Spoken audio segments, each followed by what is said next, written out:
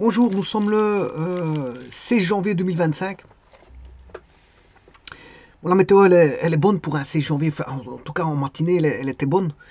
Pour un 16 janvier, bon, on a de l'humidité, les neiges, la neige qu'on a reçue la semaine passée, bon, a complètement fondu, sauf bon, mon petit bonhomme de neige qui n'a pas fondu, parce que j'ai fait un petit bonhomme de neige comme chaque année. J'entrevois quand il y a des neiges, voilà, de faire un petit bonhomme de neige, mais voilà, il est toujours en place. Bon, sous forme de montagne, parce que bon, cette année-ci, je n'ai pas préparé un bon bonhomme de neige comme je l'avais fait l'année passée.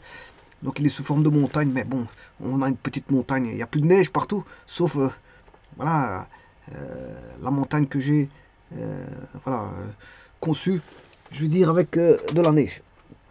Donc ça va peut-être rester peut-être une semaine ou deux, on verra bien combien de temps que ça va rester, parce qu'il y a une petite quantité de neige qui doit fondre, bon, ça va pas venir du jour au lendemain. Alors ceci étant dit, je vais voir après le compte 220, j'avais vu, je vais faire CTRL F, petit instant, CTRL F, voilà, je vais chercher 220, voilà, 220. Alors, j'avais vu terrain et construction, c'est vrai que, bon, terrain et construction, il y a le terrain et la construction, voilà, ça prend, je veux dire, la construction, généralement la construction est sur un terrain. Voilà. Et on peut avoir une indivisibilité entre terrain et construction, c'est ça que je veux dire. Mais bien sûr, on peut mettre dans un compartiment terrain tout ce qui concerne le terrain, et dans un compartiment construction, tout ce qui concerne la construction, on peut les subdiviser.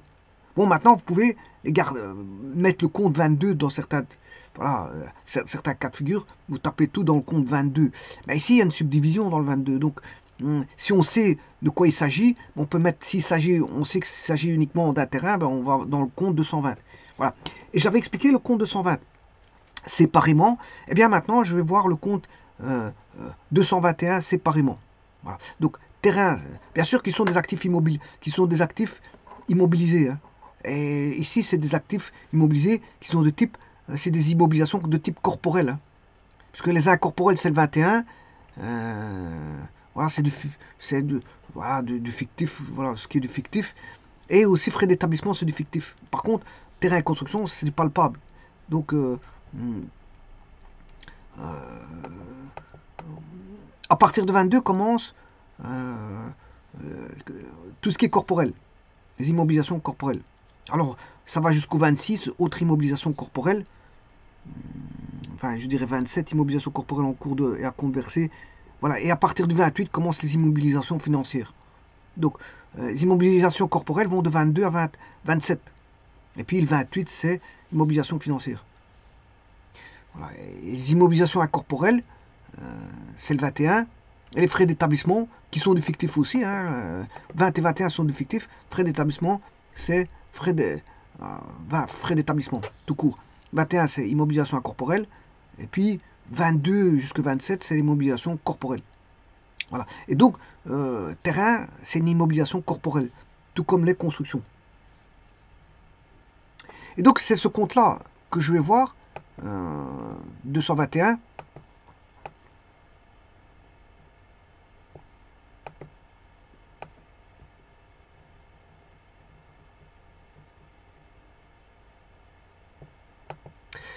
Que je vais appeler construction.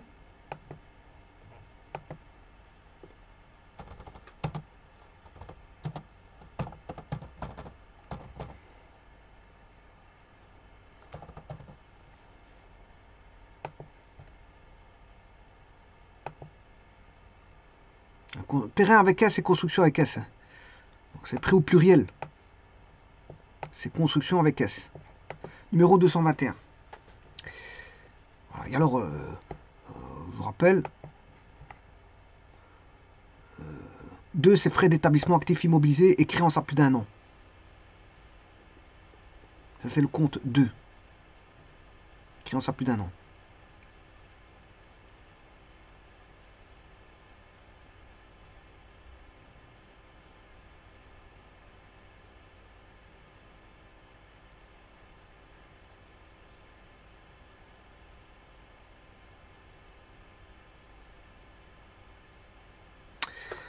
Alors, on va mettre dans construction. Bien sûr, il est subdivisable en débit et crédit. Débit, c'est à gauche. Et le crédit, c'est à droite.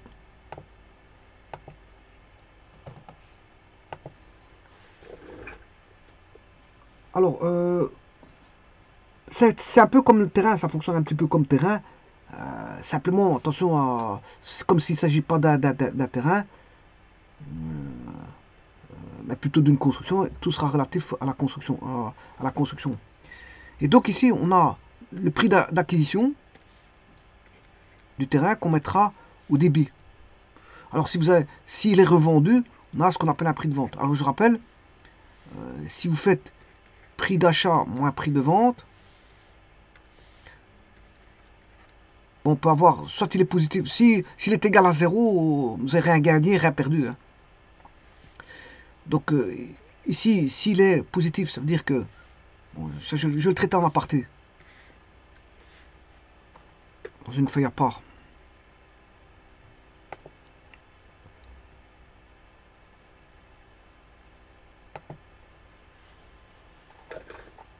Alors, bien sûr, si le prix d'achat, je parle des constructions, hein, prix d'achat moins prix de vente, on a 3 cas de figure.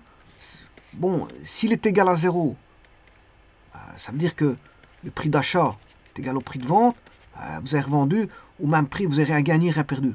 Voilà. Maintenant, si c'est positif, prix d'achat moins prix de vente est positif.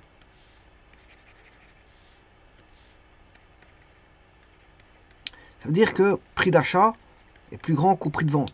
Et là, à ce moment-là, là, on fait ce qu'on appelle une moins-value sur réalisation d'actifs immobilisés. C'est le compte, bien sûr, je vous rappelle, 663, c'est une charge. Et maintenant, si c'est négatif, ben, qu'est-ce que ça induit? PA moins PV négatif. PA est plus petit que PV, c'est-à-dire que le prix de vente est supérieur au prix d'achat. Et là, c'est intéressant parce que vous faites une plus-value sur réalisation d'actifs immobilisés qui est un compte de produit qui est le compte 763. 763. Donc ça, c'est quand il y a une revente de construction. Alors, c'est pas de terrain, parce que je suis en train de voir les constructions et pas les terrains. On avait la même chose avec les terrains. C'est kiff kiff et bourricot, que ce soit pour les terrains ou les constructions, quand vous achetez et que vous revendez, soit vous faites une perte, soit vous faites un bénéfice. Et là, on appelle ça... si maintenant vous vendez au même prix, vous faites ni perte ni bénéfice. Voilà. C'est comme si... Voilà... Voilà, en fait, ni perte ni bénéfice. Maintenant, si le prix de vente est plus grand que le prix d'achat, on fait une plus-value. Si le prix de vente est plus petit que le prix d'achat, on fait une moins-value, c'est-à-dire une perte. C'est valable aussi bien que pour le terrain que pour la construction, pour le numéro 220 ou 221, c'est le même principe.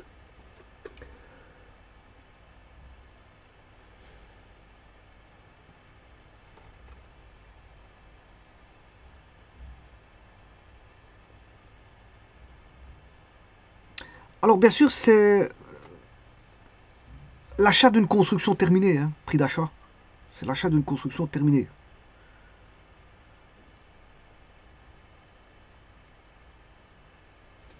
Donc ici, on est dans ce que je vais dire maintenant, ce que je veux dire par là, c'est que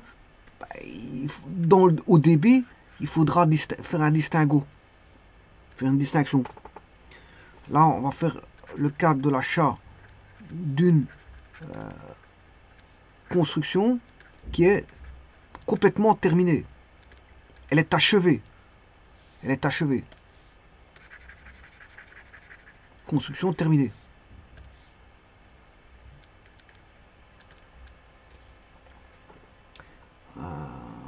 Parce que on peut aussi avoir des constructions faites par l'entreprise. Hein. Construction faite par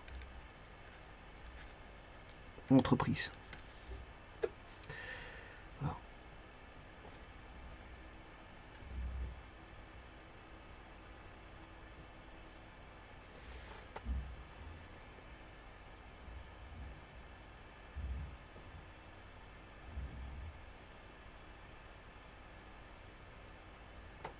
Alors bien sûr, ici c'est, on peut dire prix de vente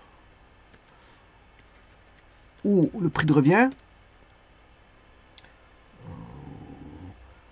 en cas de construction.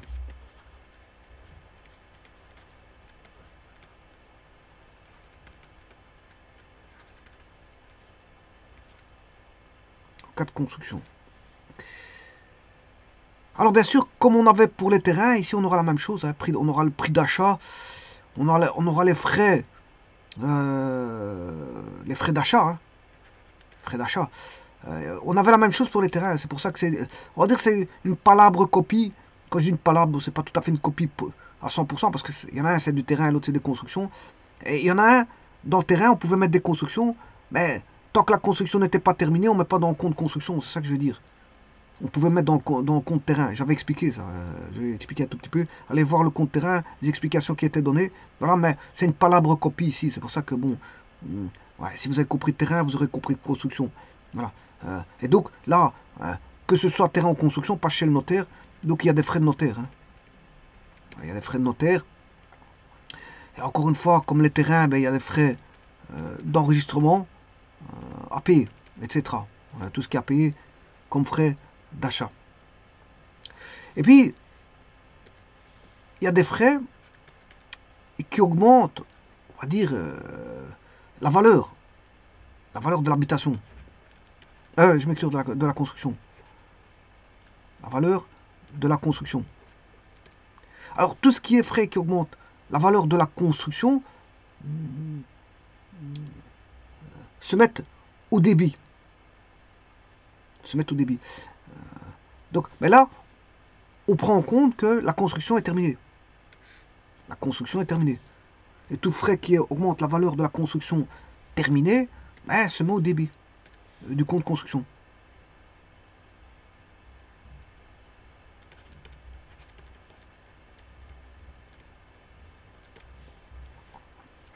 Voilà. Tous les frais, F c'est frais. Hein. Donc on a les frais, on va dire, d'achat, notaire, frais d'enregistrement, etc. Et des frais qui augmentent la valeur de la construction terminée. Et tout ça se met au débit. Alors, si on a une construction faite par l'entreprise, et c'est là qu'il faut faire attention, là à ce moment-là on peut mettre voilà, la valeur du terrain. On peut mettre aussi la valeur du terrain.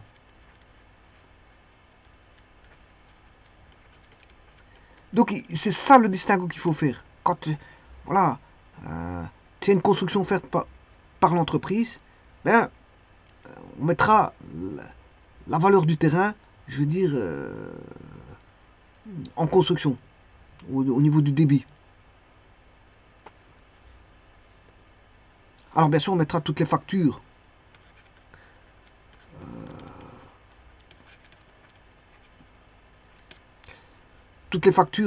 on va dire, des corps de métier qui vont passer.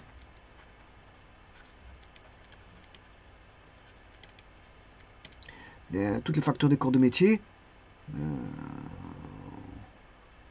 bien sûr, hors TVA. Hein. Hors TVA.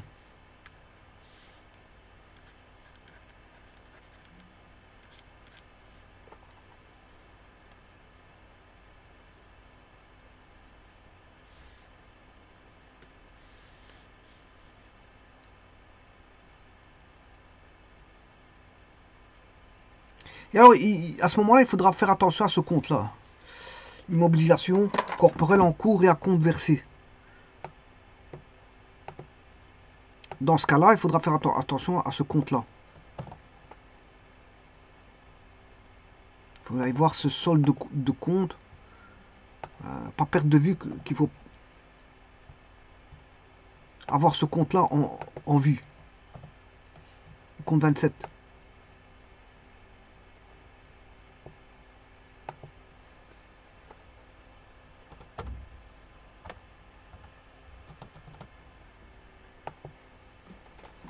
Toujours avoir une vue sur ce compte 27.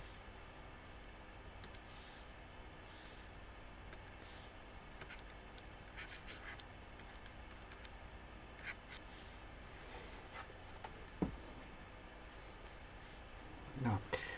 Donc ça, c'est quand on a une construction faite par l'entreprise. Donc on va induire les valeurs des terrains qui sont du terrain qui est ici, quand la construction est faite par l'entreprise, et toutes les facteurs des corps de métier qui vont passer voilà, pour travailler et faire et établir, enfin, construire cette fameuse construction.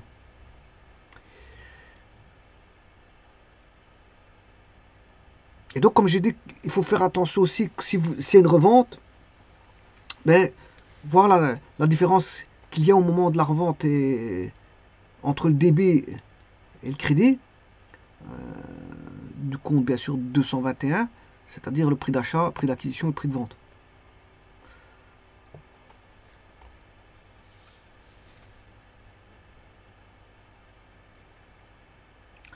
Maintenant, bien sûr, en tenant compte de tous ces frais, hein. Voilà, parce que c'est une différence entre le débit et le crédit, hein. On tient compte de tous les frais. On tient compte de tous ces frais, parce que c'est vrai qu'il y a des frais y afférents. On ne fait pas directement prix d'achat moins prix de vente, c'est plutôt débit moins crédit, parce que s'il y a voilà,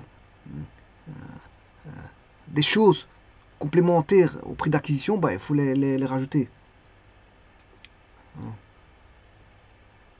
Donc ce sera une différence au moment de revente entre le débit et le crédit du compte bien sûr 221, et on passe ces différences par les comptes 663, 763. Bon, ici j'ai simplifié la donne. J'ai simplifié la donne en mettant ceci. Mais c'est vrai que, bon, ça c'est pour expliquer qu'il faut le mettre dans le compte 663 et 763. Mais en réalité, bon, c'est plutôt débit moins crédit, hein. Parce qu'il y a les frais, quand prix d'acquisition va induire des frais. C'est ça que je veux dire.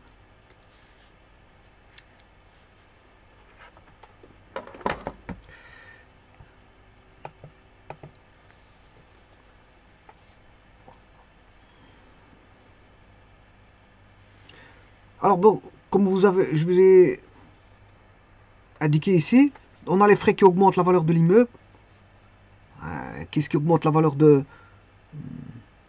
la construction terminée?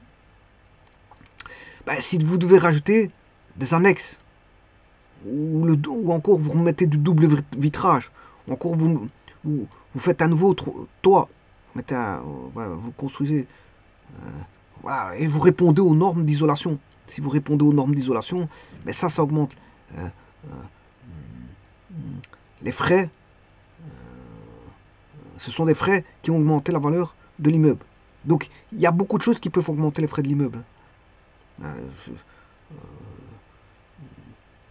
L'isolation, au niveau du toit, de l'isolation au niveau des murs, au niveau de l'isolation, voilà, en plaçant des nouveaux vitrages, double ou triple vitrage, en construisant des annexes, etc., etc. Bon, il y a d'énormes.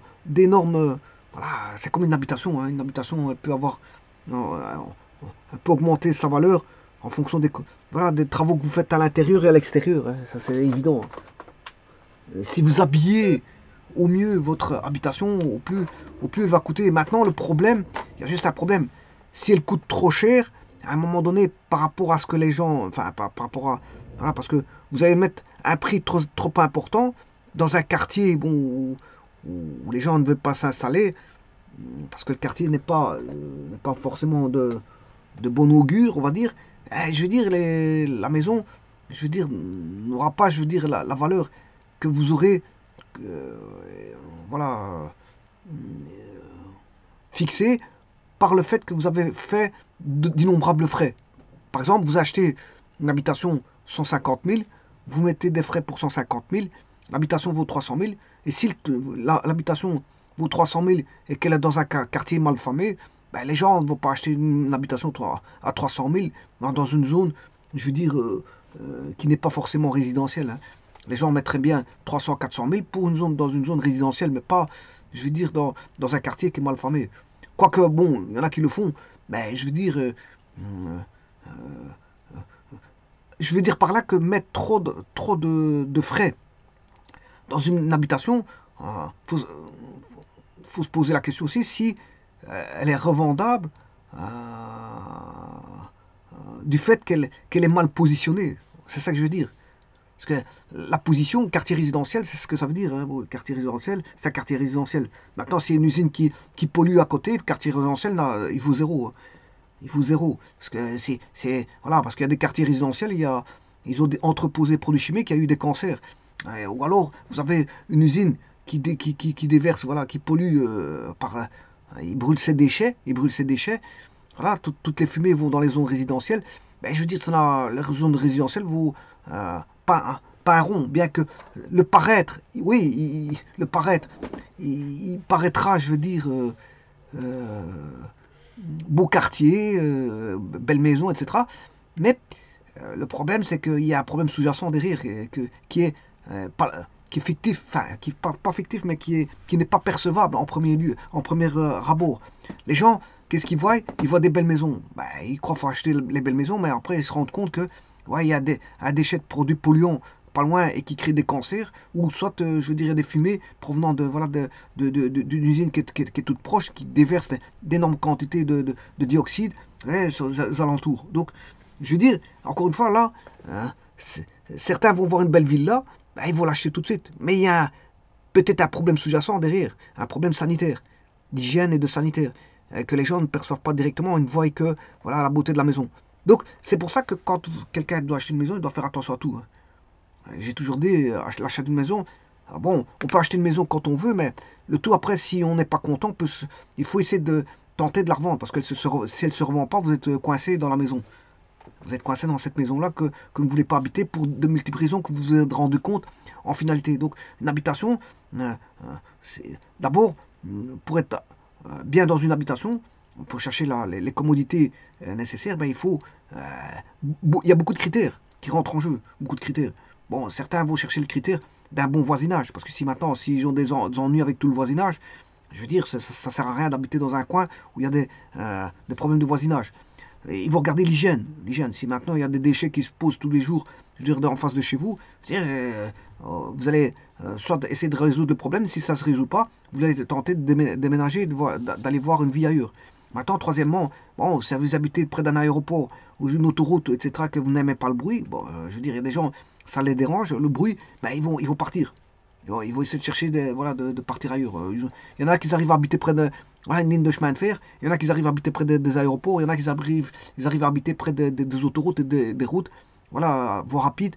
Bon, ça ne les dérange pas. Il y en a qui habitent près des usines, voilà, qui sont toujours, voilà, où il y a beaucoup de trafic de camions, de bruit, etc., voilà, de saleté, notamment les carrières. Hein. Les carrières, bon, les routes, elles sont toutes sales. Je peux vous le dire. Bon, une route avec des carrières, c'est rempli de saleté sur la route. Hein. Bon, l'État va pas revenir chaque fois nettoyer la route toutes les semaines. Donc la route, elle est toujours toute sale. On sait bien qu'il y a des sorties de camions qui salissent la route, voilà, à un point tel que quand vous passez avec vos roues, ben, vos roues, ils sont toutes sales aussi, du fait de la carrière. Ça, on ne sait rien y faire, c'est comme ça. On ne sait rien y faire, si on sait y faire, mais je veux dire, il faut. Ça, c'est des solutions coûteuses. Voilà. Donc, il y a beaucoup de gens, ils ne vont pas habiter près d'une carrière, ils ne vont pas habiter près de ci, près de là. Bon, ça restreint, bien sûr, le milieu où ils veulent vivre. Ça restreint. Maintenant, s'ils sont près d'un champ, les champs, c'est pas forcément le meilleur endroit parce qu'il y a aussi des pesticides qui sont déversés sur les champs. Donc, pour trouver un bon endroit, c'est difficile. Le meilleur endroit, c'est un bois. Mais le problème, c'est que le bois, il y a d'humidité. Donc, vous voyez qu'il y a toujours quelque chose qui ne va pas. Toujours quelque chose qui ne va pas. Donc, le meilleur endroit sur Terre, ben, je ne sais pas où il est. Je sais pas où il est. Alors, certains vont aller habiter près des rivières. Le jour où il y a une inondation, ben, voilà, ils ont un caractère, je veux dire, voilà, caractère. Ils ont une belle vue, ils ont une petite rivière, une petite forêt avec des petits animaux tout autour. Voilà, ils ont un excellent cadre autour de leur habitation.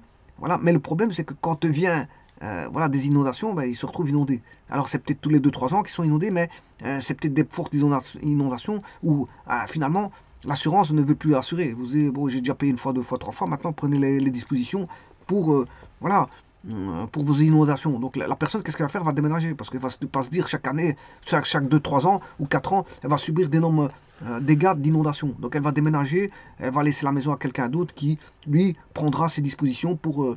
voilà. On laisse toujours les problèmes à quelqu'un d'autre. Hein. Parce que généralement, les gens, ils vont pas abattre la maison et se dire, bon, il n'y a plus personne qui habite. Non, ça devrait être un travail on va dire, de l'État.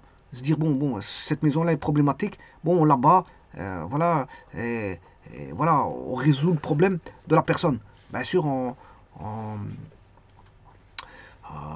par l'entremise des tribunaux et bien sûr en donnant, je veux dire, moyennant bien sûr argent. Hein. On rachète la maison à la personne et on abat. L'État ne peut pas faire ça pour, euh, pour les maisons parce que là c'est une chaîne sans fin. Tout le monde va venir réclamer pour sa maison, bon, elle est problématique et qu'il faut la battre et qu'il faut voilà, être remboursé. Bon, c'est un gros problème. Voilà. Donc l'État ne peut pas intervenir là-dessus. Peut-être cas de force majeure. Cas de force majeure, l'État peut intervenir en disant bon, il y a une nouvelle usine qui va se faire. Bon, il faut enlever toutes les habitations de la zone et l'État va racheter toutes les habitations des propriétaires bien sûr par l'entremise d'un accord entre les parties, entre les tierces parties. À ce moment-là, quand ils sont d'accord, là, à ce moment-là, on va enlever toutes les habitations, on va la démolir et on va faire un projet d'ordre à caractère public. Construction de métro, construction voilà, de quoi que ce soit, peu importe ce que c'est, d'air de jeu, peu importe. Voilà. Et donc, vous voyez que les constructions, qu'est-ce qui peut augmenter la valeur? C'est beaucoup de choses. Hein. Beaucoup de choses peuvent faire augmenter la valeur. Et le caractère d'habitabilité dans une zone dépend de beaucoup de critères. Ces zones humides, bon, les gens ils préfèrent aller dans une zone qui est moins humide. De toute façon, il y en a qui voient une belle maison, ils sont ébahis par la belle maison, mais et après, quand ils voient tous les problèmes, les paramètres qui viennent en jeu, qu'il y a une rivière à côté, que ça pose des problèmes d'humidité de toutes sortes, voilà, là, ils commencent à se rendre compte que bon, il faut faire des doubles travaux pour éviter, je veux dire, voilà, les aléas climatiques ou alors déménager. Donc on peut déménager pour beaucoup de raisons. Hein. Comme je l'ai dit, vos problèmes de voisinage, problèmes de paramètres extérieurs d'humidité, on est dans une zone humide, ou beaucoup de choses. Hein. Il y a zone industrielle, zone humide, zone de voisinage, voilà, où les gens ne sont pas contents autour voilà, qu'il y a des problèmes de voisinage. Voilà, il y a des problèmes de toutes sortes. Hein. De toutes sortes.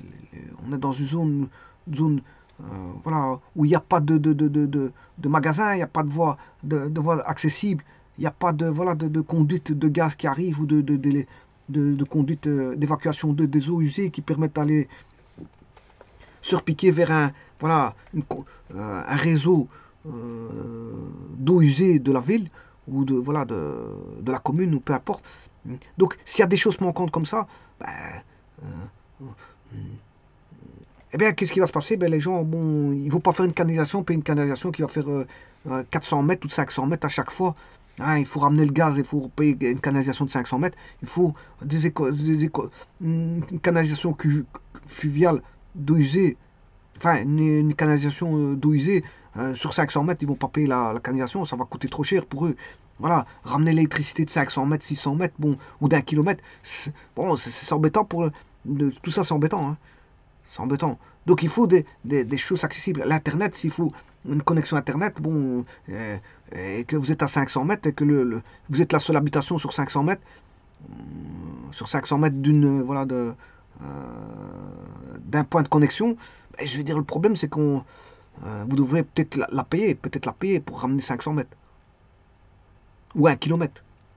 C'est ça que je veux dire. Bon, parfois il y a des belles maisons, mais la seule belle maison à elle seule ne constitue pas, je veux dire,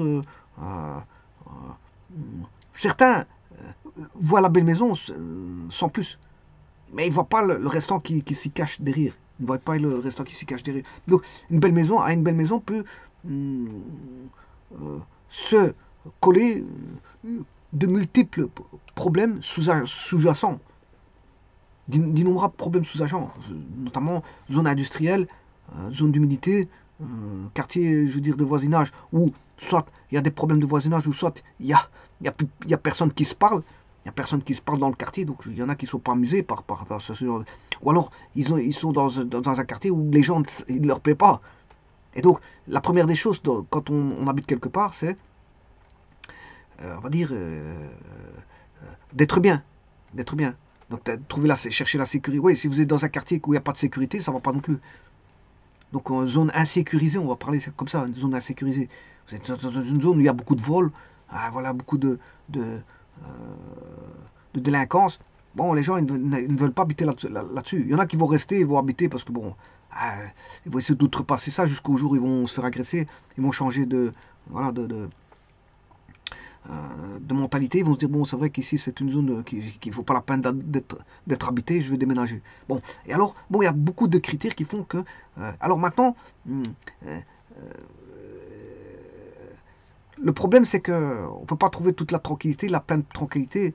Je veux dire, le paradis sur Terre, il n'existe forcément pas. Hein. Le tout, il faut faire des compromis. Il faut se dire, ouais, bon, il y a ça, ça, ça, mais il y a ça, ça, ça comme avantage, mais il y a ça, ça, ça comme inconvénient. Donc, il y a plus d'avantages que d'inconvénients, donc je prends. Voilà. Maintenant, si vous n'êtes pas content avec ça, ben, rien ne vous empêche de déménager pour autant que votre maison que vous avez achetée se vend. C'est ça que je veux dire. Pour autant que votre maison que vous venez d'acheter se vend.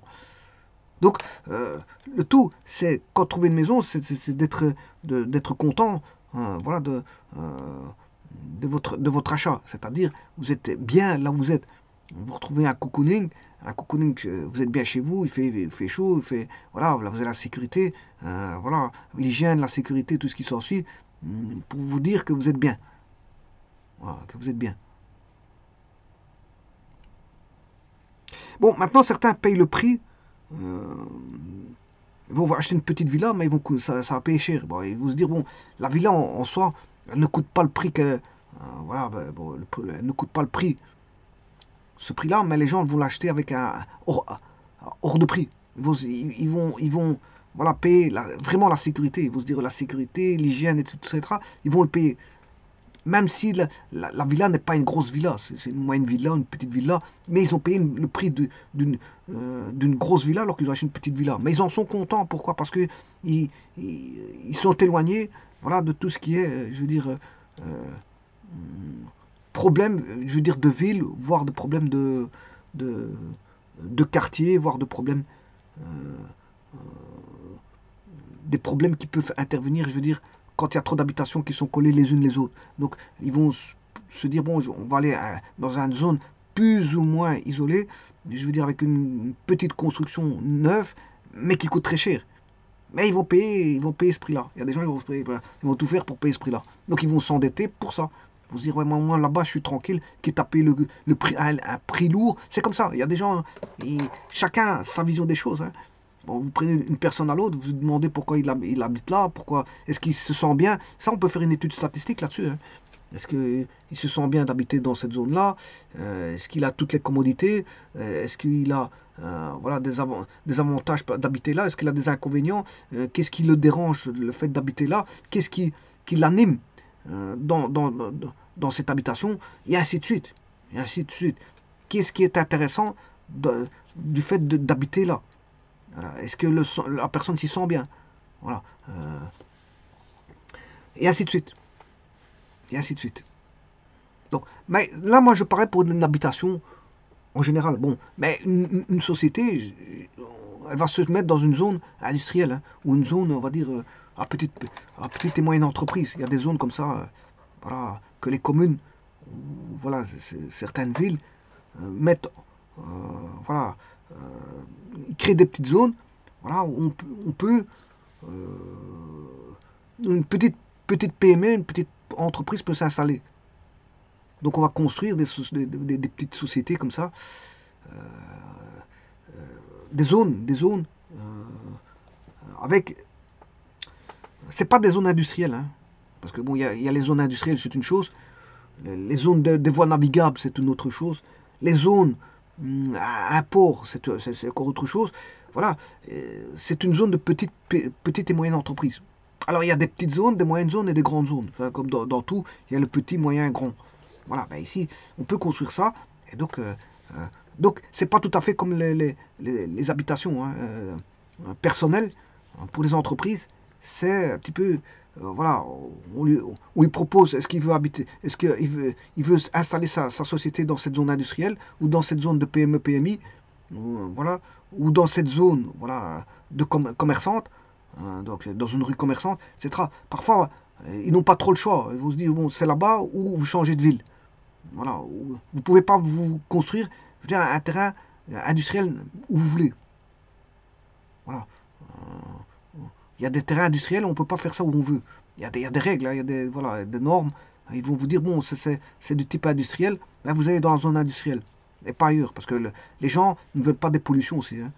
Si vous êtes une société qui fabrique des produits chimiques, enfin, qui transforme des produits chimiques, ou qui produit, hein, produit un pharmaceutique, ou je veux dire des usines Céveso, de type zone Céveso, ben vous devez aller dans une zone Céveso. Vous ne pouvez pas rester, je veux dire, où vous voulez. Hein.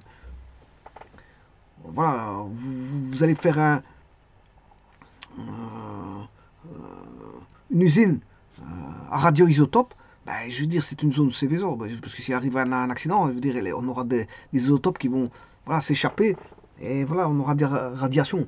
Et donc là, ça c'est une zone Céveso, il faut de la sécurité, etc. etc. Donc, qu'est-ce qui se passe? Logiquement, il faudrait une zone de radioisotope en dehors de la ville. Et encore, s'il y a un accident, on prend toutes les sécurités nécessaires et suffisantes pour que ça n'arrive pas. Mais le jour où ça arrive, même si vous êtes éloigné, ça va aller à des kilomètres. Ça, voilà, on aura un nuage radio-isotopique, bon, qui va, voilà. Même les gens qui sont éloignés vont recevoir ça.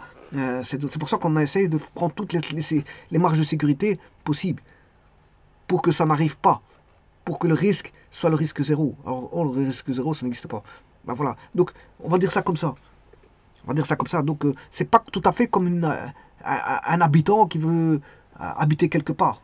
Un habitant qui veut habiter quelque part. Une usine, c'est pas tout à fait ça. Maintenant, si le gars veut installer un commerce, voilà, de vente de vêtements, dans une rue banale, ben, il n'aura pas les clients qu'il faut. Pourquoi? Parce que je veux dire, voilà, les gens préfèrent par exemple, hein, prendre le bus, aller dans une zone commerciale et voilà, faire leurs emplettes dans une zone commerciale.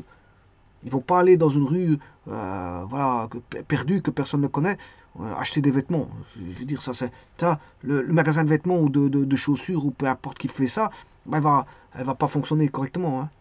Ça, d'office, elle aura peut-être que un ou deux clients ou trois par jour, à pas avoir voilà, des dizaines de clients. Donc il faut faire une étude de marché, de voir si, je veux dire, est-ce que la rue est commerçante, enfin, est-ce que la rue, oui, la rue est commerçante. Si les gens restent chez eux, je veux dire qu'ils ne sortent pas de leur rue, ben, le gars, s'il est dans une rue où il n'y a pas de commerce, et qu'ils vont...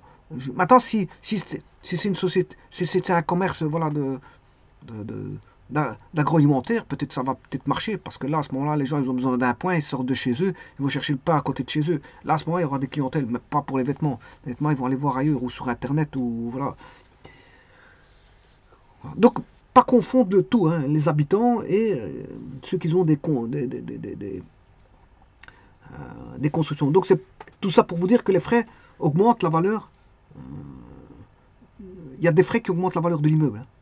Comme je vous l'ai dit, bah, je ne vais pas revenir là-dessus, mais si vous construisez une annexe, ou si, je veux dire, vous faites des frais supplémentaires à votre habitation, enfin, ou alors, ici, je ne parle pas d'habitation d'habitants, mais je ne parle pas d'habitat, mais je parle plutôt voilà, d'immeubles commerciaux ou d'immeubles industriels, hein, d'immeubles commerciaux ou industriels. Alors, je vous rappelle que les immeubles industriels, avant, c'était conséquent. Hein. Tout ce qui était sidérurgique. Alors, si vous regardez les immeubles des sociétés sidérurgiques et les aciéries, etc., les immeubles étaient conséquents. Hein. Ils avaient même des immeubles détachés de l'usine. Il fallait faire des kilomètres pour aller encore dans d'autres entrepôts, des autres bureaux. Ils avaient des bureaux et des entrepôts détachés tellement que c'était quelque chose d'immense. La sidérurgie, métallurgie, sidérurgie, les aciéries, voilà, tout ce qui va avec, voilà, les sociétés de construction, voilà, métallique qui allait avec, ou voire électrique qui allait avec, eh bien, tous ces genres de sociétés, ben, c'était des grosses boîtes. Je pense par exemple aux ASEC. ASEC, il y avait ASEC Transport, ASEC Électroménager, ASEC, voilà, ils construisaient des petits robots. Voilà. Maintenant, les usines sidérurgiques, bon, il n'y en avait pas toute une panoplie. Voilà, vous aviez Coron-Meuse, Tube-Meuse, Valfil, les, les forges de Clabec. Vous aviez voilà, Hainaut Sambre, voilà, vous aviez toute une panoplie de sociétés. Là, voilà, on avait la fabrique de fer de Charleroi, on avait comment on appelle ça, d'innombrables usines. Je ne peux pas les citer comme ça, mais il y en avait d'innombrables. Et à côté de ça, il y avait des grosses entreprises d'État aussi, comme la SNCB, Société Nationale de Chemin de Fer Belge. Il y avait, voilà, la société de radio et de télégraphe et téléphone. Radio, télégraphe et téléphone. La RTT. Bon, tout ça pour vous dire quoi? Que c'était des sociétés où vous avez d'innombrables immeubles. Voilà, la SNCB a d'innombrables immeubles. La RTT avait d'innombrables immeubles. Les entreprises sidérurgiques avaient voilà, des entrepôts, des bureaux détachés de l'usine, enfin, de leur zone industrielle. Hein. Vous faisiez des kilomètres pour aller voir, pour aller dans un entrepôt ou dans un bureau. C'était comme ça.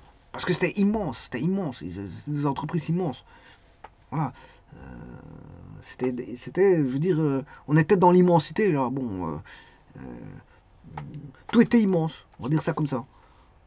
Et donc, on avait beaucoup de bureaux et beaucoup de détachements. Donc, immeubles là-bas, bon, les immeubles, il y en avait, hein.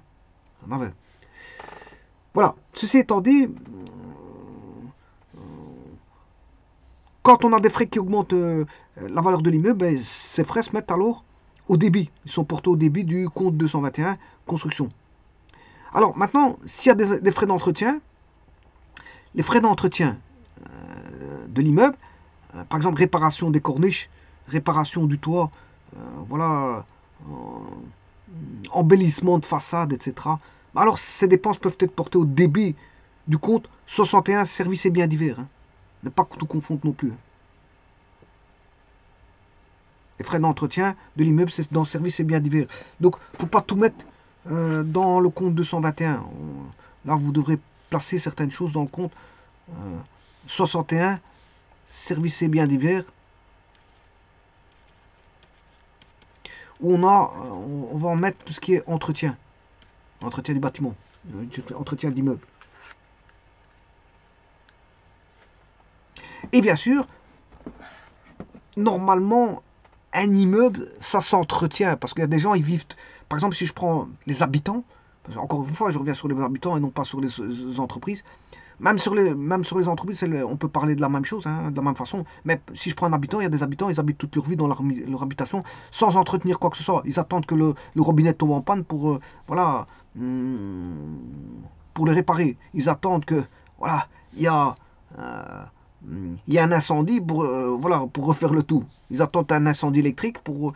voilà, mais ça, il risque de ne pas être, je veux dire, remboursé s'ils voient que c'est un problème électrique qui n'a pas été voilà, pris en compte dans les règles de l'art. Donc, je veux dire par là que, logiquement, un bâtiment, un immeuble, tout s'entretient. Il faut faire les entretiens des ascenseurs, les entretiens de... voilà, de les... voir si tout fonctionne correctement, je veux dire, dans une habitation, voilà. S'il n'y a pas une panne ou l'autre, panne d'électricité, panne d'internet, panne de, voilà, comment on appelle ça, d'eau courante, s'il n'y a pas des robinets qui coulent, s'il n'y a pas des toilettes qui coulent, etc., etc. Donc ça nécessite des petits entretiens, mais il y a les gros entretiens. À un moment donné, s'il y a de la moisissure sur les murs, il faut le refaire, il faut faire tout le mur. Pour faire le mur par un expert, via une expertise. Hein. Une expertise, on ne fait pas un mur après réavoir de l'entretien, enfin de l'humidité par après. Ça ne sert à rien de refaire un mur si vous obtenez de l'humidité par après. Donc il faut traiter le cas par un expert. Hein. Il faut savoir qu'est-ce qui se passe, aller chercher une expertise. Et bien sûr qu'il va voir exactement le gros problème, enfin le vrai problème pour répondre au problème et pas pour répondre à côté du problème. Voilà. Alors, vous allez avoir de l'humidité dans des poutres. Ben, il faut voir d'où viennent ces humidités là des poutres. S'il fallait pas vider les eaux au préalable et donc refaire des travaux pour voilà, assécher, je veux dire, ce qu'il faut. Vider l'eau avant de remettre voilà, du béton. Ou encore, je veux dire, si on ne prend pas en compte certaines considérations pour construire je veux dire, comment est-ce qu'on appelle ça? Beaucoup de choses, hein, comme comment est-ce qu'on appelle ça? Enfin, j'ai oublié le nom, mais enfin bref. Il faut prendre en considération tout dans la construction pour éviter voilà, d'avoir des bobos qui vont survenir par après, qui vont pourrir l'habitation très rapidement parce que vous n'avez pas pris en compte certaines considérations. Donc c'est pour ça qu'il faut aller rechercher des personnes dans les règles de l'art et pas forcément payer des gens moins chers et puis après on se rend compte que les travaux sont des malfaçons ou qui provoquent des problèmes par après qui sont pires qu'il faut tout recommencer, donc payer deux fois le prix parce que vous avez payé moins cher. Donc c'est pour ça qu'il faut une expertise correcte, le faire correctement dès le départ avant que je veux dire. Et alors si tout s'écroule, il faut faire attention. C'est pour ça qu'il faut faire appeler des expertises. Donc faire de l'entretien, généralement ça nécessite je veux dire beaucoup d'argent. Et donc, qu'est-ce qui se passe? Ben, beaucoup de gens ne le font pas. Et donc, ils outrepassent ça. Ils vivent dans des maisons humides. Voilà, ils vivent dans où la maison est peu isolée, etc., etc. Et voilà, ils vivent dans voilà, des portes cassées. Il y a des portes qui sont cassées. Et, voilà, des carrelages, ils sont plutôt tout neufs. Et beaucoup de choses comme ça. Beaucoup de choses comme ça. Parce que les gens ont du mal à faire des entretiens. Parce qu'un entretien d'une maison, ça signifie vider tous les meubles et retravailler voilà, dans la poussière. Hein. Voilà. Et beaucoup de gens n'aiment pas ça. Beaucoup de gens n'aiment pas ça. Faire des gros travaux lourds comme ça, les gens n'aiment pas ça. Et en plus de ça, ça induit beaucoup d'argent. Mais ça, c'est pas un problème parce que ça peut se faire via des prêts. Voilà, bien après. Mais bien sûr, c'est au propriétaire à faire ça. Donc, ici, les entretiens, encore une fois, beaucoup de gens qui outrepassent qui outrepassent les entretiens ne le font pas. Et qu'est-ce qui se passe? La maison, elle pourrit. Elle pourrit. Elle pourrit, je dirais, à la longue. Bien sûr, elle pourrit pas sur 1 an, 2 ans, mais quoique parfois, s'il y a une fuite d'eau, la maison peut pourrir sur voilà, 5-6 ans. La maison est vite pourrie. Hein. Ça dépend de l'état. Voilà, si ça dépend des circonstances, je veux dire, présentes. Et donc, ici, les entretiens, c'est fondamental pour une habitation et donc pour les immeubles industriels aussi. Les industries ont besoin, je veux dire, d'entretenir voilà, leur immeuble, leur habitation, leur construction. Voilà. Alors, par exemple, moi, je vois parfois des toits qui sont cassés au niveau de certains immeubles. L'eau va passer à travers. Il faut réparer ça. Pourtant, c'est quelques tuiles à refaire. Voilà, il faut rappeler quelqu'un qui. Il y en a qui ne le font pas, ils laissent la toiture toute cassée. Au niveau agricole, ça se passe aussi parce que au niveau agricole, ils ont ce qu'on appelle des grandes granges. Des granges. Voilà, c'est des granges en foin. Et alors, bon, à un moment donné, les tuiles, bon, il se passe quelque chose. Les tuiles sont cassées avec les années, voilà, que la personne possède de la grange, elle ne répare pas. Pourtant, c'est quelques tuiles à refaire. Hein. C'est quelques tuiles à refaire, c'est tout. C'est pas la mer à boire, donc je ne sais pas pourquoi ils ne réparent pas ça. Mais disons que, en attendant, les vaches ou les animaux sont bien, voilà, protégés, voilà, de la pluie et s'ils sont dans une grange avec un bon toit. Et le foin aussi, tout est mis à l'abri. Le foin, etc. Voilà, des intempéries.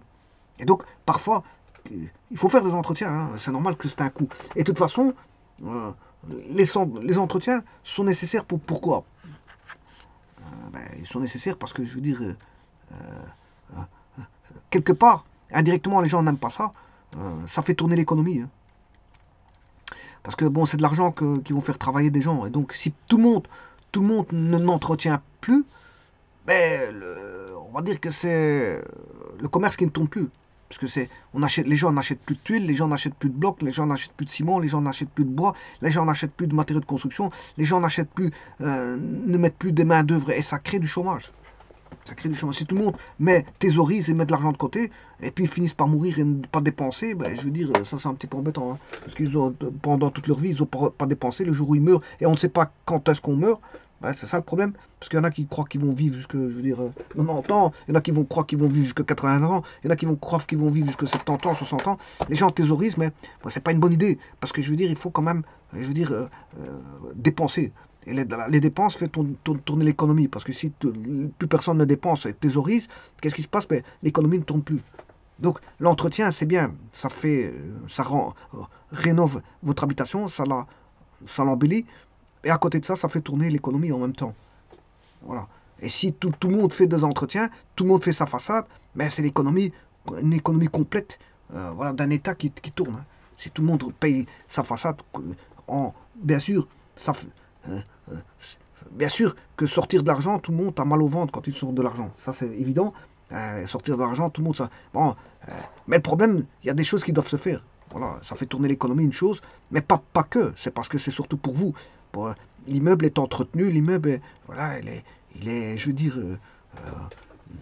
l'immeuble, il est, voilà, rénové, l'immeuble, il est dans de meilleures conditions, et etc., etc. Il y a tous des avantages à avoir un immeuble rénové. Mais certains ne font pas leur entretien, hein, que ce soit au niveau industriel ou, je veux dire, au niveau commercial, etc. Ils s'en foutent de l'entretien et ça finit par fortement vieillir et ça devient pas beau, hein.